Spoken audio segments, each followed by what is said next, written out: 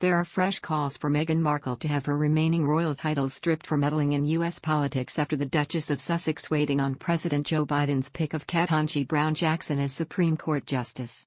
The former actress has been living with husband Prince Harry and their 2 children in California and has been becoming increasingly vocal about U.S. politics.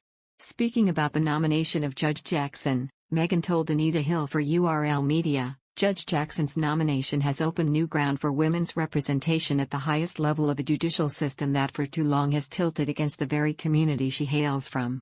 For the millions of young women who will rightfully find inspiration from this moment, let's remind ourselves that Black achievement is something that exists not just today or yesterday, and not just in moments of celebration, but as a fabric woven into the entire chronicle of the American story." Anita said the pair had recently connected and added that there was a measure of parallelism given her experience navigating uncharted territory as a Black woman. It comes as speculation has been growing that Meghan sees herself eventually working in a political position in the future. Last year, Meghan made a number of public calls for compulsory paid family leave in the U.S., including during her interview with Ellen DeGeneres in November. At the time, Meghan said she would do everything in her power to change U.S. policy. She caused controversy when she cold-called U.S. senators on their private phones, using her royal title to urge them to vote in favor of paid leave. Republican Representative Jason Smith of Missouri slammed Meghan for interfering with U.S. politics and called for her titles to be stripped to stop her from using them for political leverage.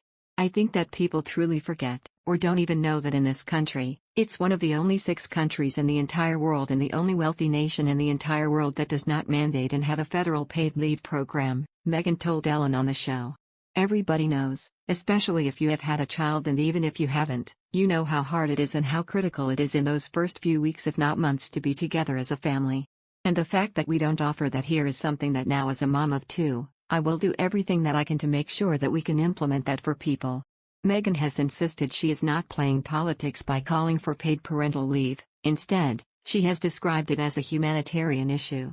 Speaking at the New York Times Deal Book Summit, she said, "I don't see this as a political issue, frankly. There is a precedent among my husband's family, the royal family, of not having any involvement in politics. From my standpoint, this is a humanitarian issue."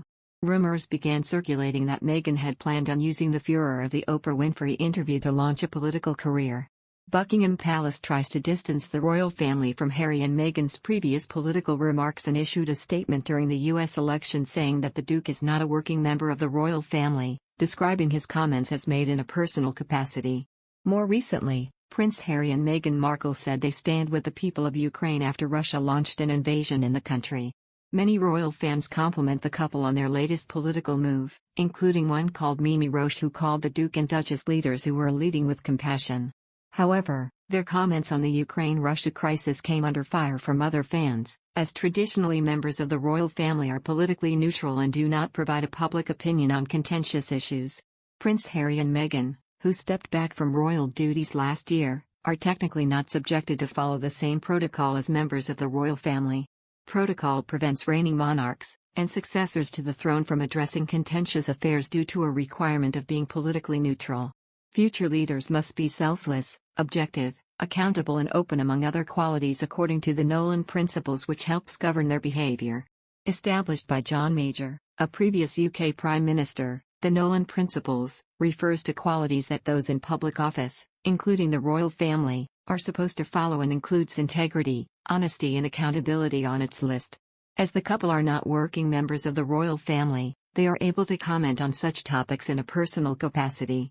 Their resignation from duties means the couple are exempt from expectations and conventions that must be followed by other senior royals, including Harry's brother Prince William, who is second in the line of succession for the throne.